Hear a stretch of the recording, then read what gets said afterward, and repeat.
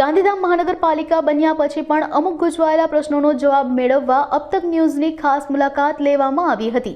ગાંધીધામના સેક્ટર 1 વિસ્તારમાં અયપ્પા મંદિર પાસેથી સ્કૂલ તરફ જતા સિમેન્ટ રોડ ઉપરથી પોપડા ઉખડવાનું શરૂ થઈ ગયું છે।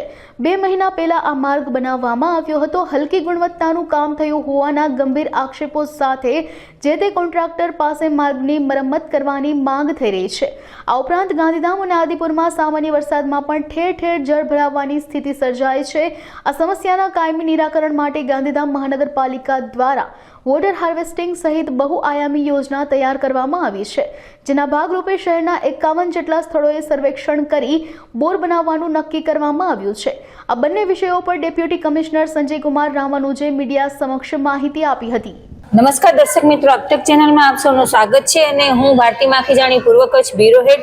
જેમ કે આપણે સૌ જાણીએ છીએ કે હમણાં થોડાક સમયથી ગાંધીધામ નગરજનોને ઘણી મુશ્કેલીઓ આવી રહી છે અને ઘણા પ્રશ્નો અમારી સામે આવ્યા છે। જેમ કે ગાંધીધામ સેક્ટર 1માં હમણાં જ રોડ રસ્તા બનાવવામાં આવ્યા હતા, પરંતુ થોડાક જ સમયમાં રોડ રસ્તાની હાલત ખસ્તા થઈ ગઈ છે। અને બીજું, જ્યારે નગરપાલિકા હતી ત્યારે વરસાદના ટાઈમમાં જળભરાવની સ્થિતિ રહેતી હતી, પરંતુ હવે કોર્પોરેશન બન્યું છે તો તેઓએ આ વિશે શું વિચાર્યું છે, તો આ બધા પ્રશ્નોને લઈને આજે આપણે ડેપ્યુટી કમિશનરની મુલાકાત લેશું કે તેઓ આ પ્રશ્નો વિશે આપણને શું કહે છે।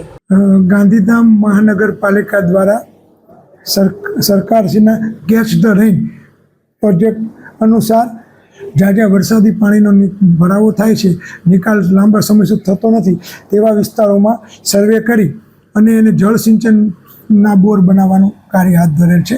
અત્યારે આપણે આ બાબતે 51 સ્થળ આઈડેન્ટિફાઈ કર્યા છે અને આ કામગીરી માટે અગાઉ નગરપાલિકા સમયે પણ centre for water and sanitation નામની સંસ્થા NGO અમદાવાદ, જે સેફ્ટ યુનિવર્સિટી સંલગ્ન છે, એના દ્વારા પણ સર્વે કરેલો છે।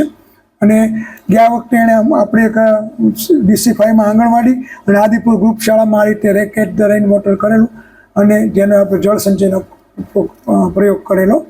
આ વખતે મહાનગરપાલિકા બન્યા પછી માનનીય કમિશનર સાહેબની સૂચના અને કલેક્ટર સાહેબની સૂચના મુજબ આ કામગીરીને વેગ આપવા માટે આપણે જ્યાં વિસ્તારમાં જ્યાં લાંબા સમય સુધી પાણી લોગિન થાય છે તે વિસ્તારોમાં આપણે આ રીતના બોર બનાવવાની કામગીરી સર્વે શરૂ કર્યો છે।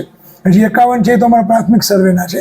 હજી અમે આજુબાજુ જે ગામો છે, મેઘપર, બોરીચી કે ગળપાદર કે જે સોસાયટીમાં પણ આવા ઘણા સમય સુધી પાણી ભરાય રહે, તેઓનો અનુભવ એવો છે કે જ્યાં 4-5 દિવસથી પાણી ભરાતું હોય ત્યાં પાણી 1-2 દિવસમાં પાણી બોર્ડમાં જો ઉતારીએ આપણે બોર બનાવી તો પાણીનો નિકાલ થઈ જાય છે। અને બીજું, આ પાણી નિકાલ થવાથી જમીનમાં ભૂગર્ભ જળ છે એનો સંગ્રહ થાય છે અને જમીનની જે પાણીની ગુણવત્તા છે એ પણ સુધરે છે, પાણીનો સ્તર પણ ઊંચા આવે છે। અને આપણે સમુદ્ર કાંઠે છીએ એટલે જમીનમાં જે ખારાશનું પ્રમાણ વધી રહ્યું છે એને પણ આપણે બ્રેક મારી શકીએ છીએ। એટલે આ પ્રોજેક્ટને આપણે પાયલોટ પ્રોજેક્ટ તરીકે મેં શરૂ કર્યો છે। જો આ તમે મને કીધું આ બાબતની અત્યારે મહાનગરપાલિકામાં કોઈ લેખિત જાણ કે ફરિયાદ આવેલ નથી, એટલે મને પણ છતાં હવે આજે તો તમે મીડિયાના માધ્યમ દ્વારા મને રજૂ કરો છો તો હું એની જરૂરી તપાસ સિટી એન્જિનિયરશ્રી મારફત અમે કરશું અને કંઈક ક્ષતિ હશે તો ચોક્કસપણે નિયમ અનુસાર પગલાં લેશું ને।